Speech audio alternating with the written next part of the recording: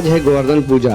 यह एक महत्वपूर्ण हिंदू त्योहार है जो भगवान श्री कृष्ण द्वारा गोवर्धन पर्वत को उठाने की घटना की याद में मनाया जाता है। 22 अक्टूबर को अंतर्राष्ट्रीय हकलाहट जागरूकता दिवस और राष्ट्रीय अखरोट दिवस मनाया जाता है। यह दिन हकलाने वाले लोगों की जागरूकता और समझ को बढ़ाने के लिए मनाया जाता है। प्रधानमंत्री श्री नरेंद्र मोदी ने भारतीय नौसेना के साथ INS विक्रांत पर मनाए गए दिवाली उत्सव की झलकियां साझा की है।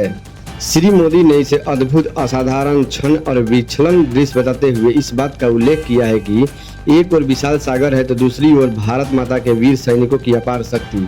उन्होंने कहा कि जहां एक ओर अत्यंत क्षितिज और असीम आकाश है, वहीं दूसरी ओर अपरिमित शक्ति के प्रतीक INS विक्रांत का विराट पराक्रम प्रदर्शित होता है।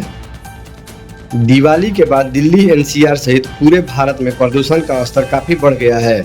दिल्ली के कई इलाकों में वायु गुणवत्ता सूचकांक बहुत खराब श्रेणी में पहुंच गया है, जिससे 36 क्षेत्र रेड जोन में है। पहाड़ी राज्यों जैसे उत्तराखंड और हिमाचल प्रदेश में भी हवा दूषित हुई है। इसके अतिरिक्त बंगाल की खाड़ी में एक चक्रवात बन रहा है, जिससे अंडमान निकोबार, केरल और तमिलनाडु में बारिश की संभावना है। भारत के भ्रष्टाचार निरोधक प्राधिकरण लोकपाल ने प्रशासनिक कार्यों के लिए 7 BMW 330 Li लग्जरी कारें खरीदने के लिए टेंडर जारी किया है, जिसकी अनुमानित लागत 5 करोड़ रुपए से अधिक है। इन कारों के साथ ड्राइवरों और कर्मचारियों के लिए प्रशिक्षण कार्यक्रम भी आयोजित किया जाएगा। लोकपाल, जिसकी स्थापना 2013 में हुई थी, भ्रष्टाचार के आरोप की जांच करने का अधिकार रखता है और यह कदम संस्था की कार्य क्षमता को मजबूत करने की दिशा में है। अमेरिका में H-1B वीजा धारकों के लिए खुशखबरी है। ट्रंप प्रशासन ने $1 लाख की फीस में छूट दी है, जिससे भारतीय पेशेवर को भी राहत मिलेगी। यह छूट मौजूदा वीजा धारकों और छात्रों नवीकरण आवेदकों पर लागू होगी। यह नियमों में 21 सितंबर 2025 से पहले के आवेदकों को राहत मिलेगी। इस फैसले से भारतीय कामगारों की चिंता कम हुई है। बिहार में महागठबंधन के भीतर सीटों के बंटवारे को लेकर मचे घमासान के चलते दरभंगा जिले में गौराबोराम सीट पर अजीब स्थिति पैदा हो गई है। राजद नेता तेजस्वी यादव को अपनी ही पार्टी के उम्मीदवार के खिलाफ प्रचार करना पड़ेगा, क्योंकि वहां राजद उम्मीदवार अफजल अली खान ने VIP उम्मीदवार के लिए सीट छोड़ने से इनकार कर दिया है। अब तेजस्वी यादव को राजद के चुनाव चिन्ह के खिलाफ प्रचार करना होगा। वृंदावन के संत प्रेमानंद महाराज जी की तबीयत बिगड़ गई है। कमजोरी और सीने में दर्द की शिकायत के बाद उन्हें अस्पताल में भर्ती कराया गया है। डॉक्टरों की टीम उनकी निगरानी कर रही है और उपचार कर रही है। उनके भक्त उनके जल्दी ठीक होने की प्रार्थना कर रहे हैं। केरल के अलापुझा में 5 लोगों को 2 पुलिस कर्मियों के साथ मारपीट और उन्हें परेशान करने के आरोप में गिरफ्तार किया गया है। यह घटना दिवाली की रात हुई, जब पुलिसकर्मियों ने नशे की हालत में मंदिर में प्रवेश करने की कोशिश कर रहे इन लोगों को रोकने का प्रयास किया। इस दौरान दोनों पुलिसकर्मियों को मामूली चोट आई। पुलिस ने भारतीय न्याय संहिता के तहत मामला दर्ज कर आगे की कार्रवाई शुरू कर दी है। रोहतास के फजलगंज में एक ज्वेलरी की दुकान पर स्वर्ण व्यवसायी अशोक सोनी और उनके बेटे राजवीर को अपराधियों ने गोली मार दी। घटना सुबह हुई जब व्यवसायी अपनी दुकान पर पूजा कर रहे थे। 6 हथियारबंद अपराधियों ने हमला किया और फरार हो गए। पुलिस CCTV फुटेज के माध्यम से अपराधियों की पहचान करने में जुड़ी है। इस घटना से स्वर्णकारों में दहशत का माहौल है। ईरान में हिजाब के खिलाफ सख्ती के बीच सर्वोच्च नेता खमेनेई के सहयोगी की बेटी का बिना हिजाब पहने वीडियो वायरल हो रहा है। सोशल मीडिया पर लोग इस दोहरे मापदंड की आलोचना कर रहे हैं। जहां आम महिलाओं पर सख्त नियम लागू होते हैं, वहीं अमीर लोग इन नियमों का उल्लंघन कर रहे हैं। इस घटना ने ईरानी समाज में आक्रोश पैदा कर दिया है। प्रधानमंत्री नरेंद्र मोदी ने दिवाली के अवसर पर देशवासियों को शुभकामनाएं दी। उन्होंने एक पत्र में राम मंदिर निर्माण के बाद दूसरी दिवाली का उल्लेख किया। PM मोदी ने ऑपरेशन सिंदूर का उदाहरण देते हुए धर्म के पालन और अन्याय के खिलाफ लड़ने की बात कही। उन्होंने नक्सलवाद प्रभावित क्षेत्रों में शांति और मुख्य धारा में शामिल होने वाले लोगों को सराहना की।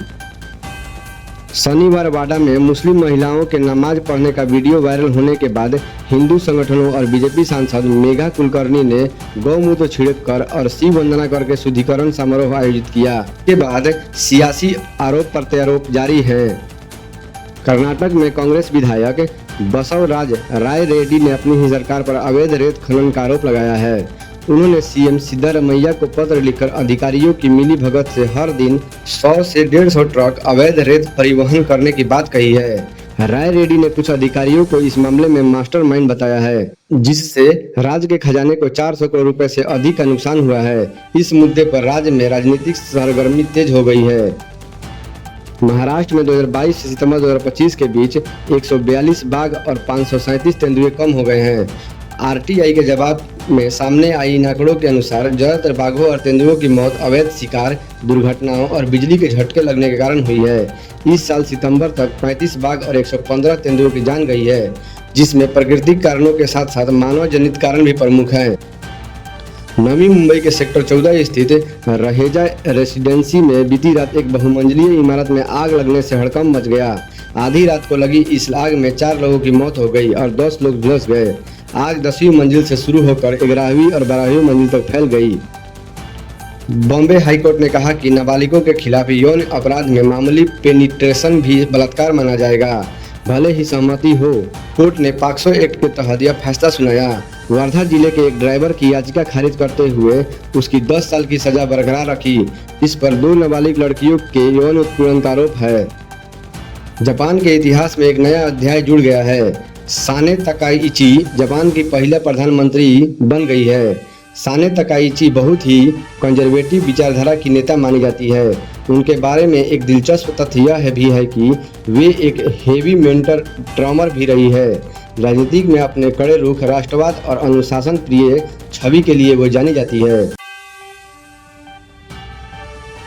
आरआरबी एनटीपीसी की 5000 से अधिक वैकेंसी के लिए आवेदन प्रक्रिया शुरू। रेलवे भर्ती बोर्ड आरआरबी ने एनटीपीसी ग्रेजुएशन लेवल भर्ती 2025 के लिए आवेदन प्रक्रिया शुरू कर दी है। जो उम्मीदवार ग्रेजुएशन पास है वे इस भर्ती के लिए 20 नवंबर 2025 तक आवेदन कर सकते हैं। आवेदन आरआरबी के आधिकारिक वेबसाइट rrbapply.gov.in पर किया जा सकता है। उम्मीदवार आवेदन शुल्क 22 नवंबर 2025 तक जमा करा सकते हैं। इस भर्ती के तहत रेलवे में junior clerk, assistant station master, goods guard और अन्य पदों पर कुल 58 सदस्य वैकेंसी निकल गई है। फॉर्म में गलती सुधारने के लिए उम्मीदवारों को 23 नवंबर से 2 दिसंबर 2025 तक करेक्शन करने का मौका मिलेगा। परीक्षा की तारीख जल्द ही घोषित की जाएगी। यह भर्ती उन युवाओं के लिए शानदार मौका जो रेलवे में नौकरी करने की सपना देखते हैं।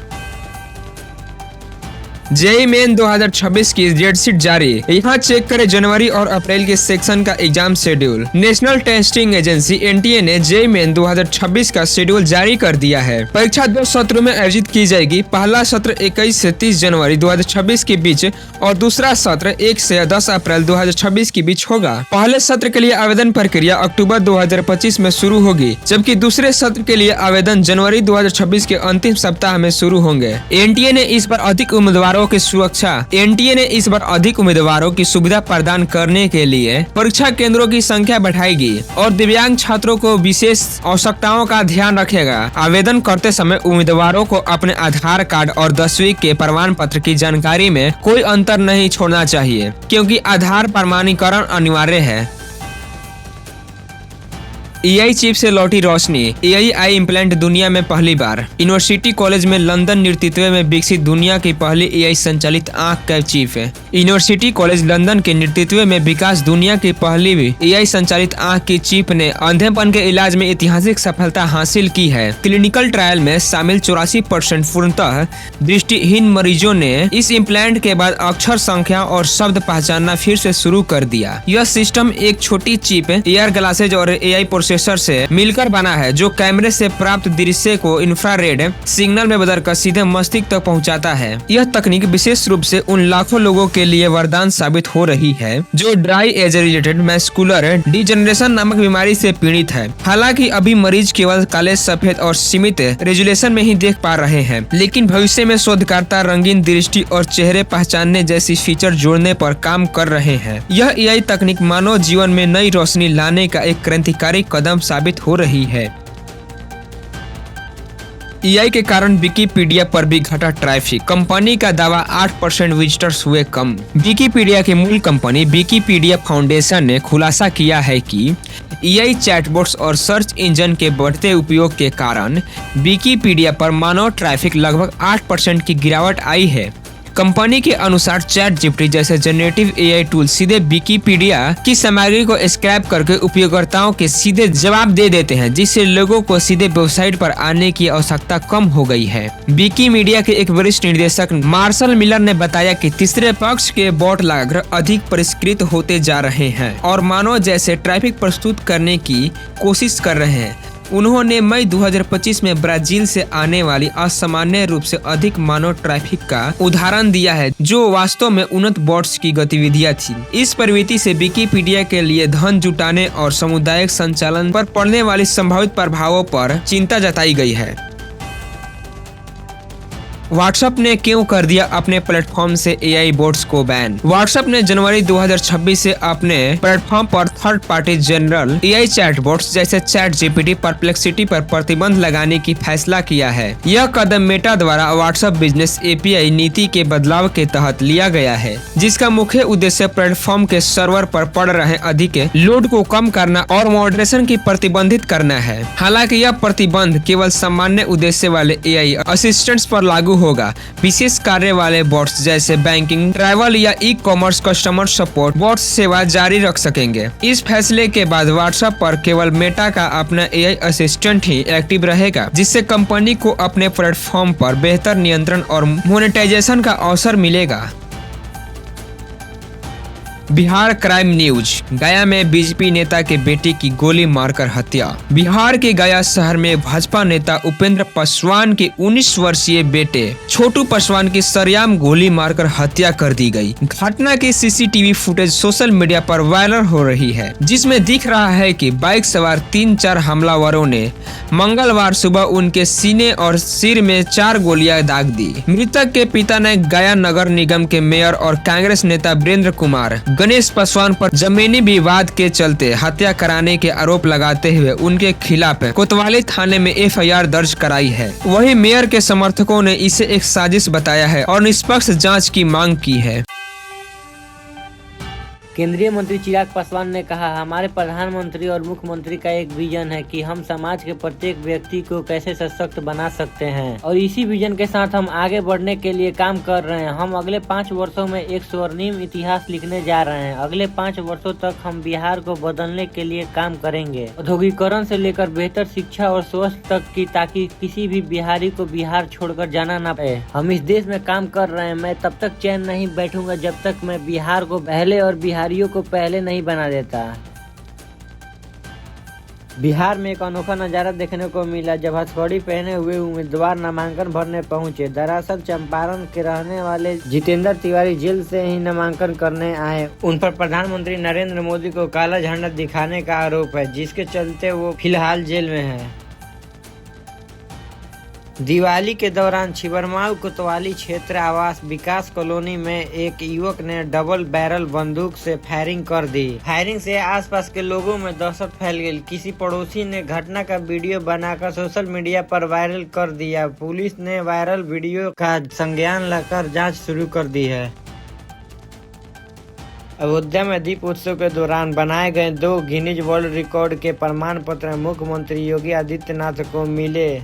एक रिकॉर्ड सबसे ज्यादा लोगों द्वारा दिया घुमाने का और दूसरा 26,17,215 तेल दियो का सबसे बड़ी प्रदर्शनी का है। ये उपलब्धि उत्तर प्रदेश पर्यटन विभाग और अयोध्या जिला प्रशासन ने हासिल की।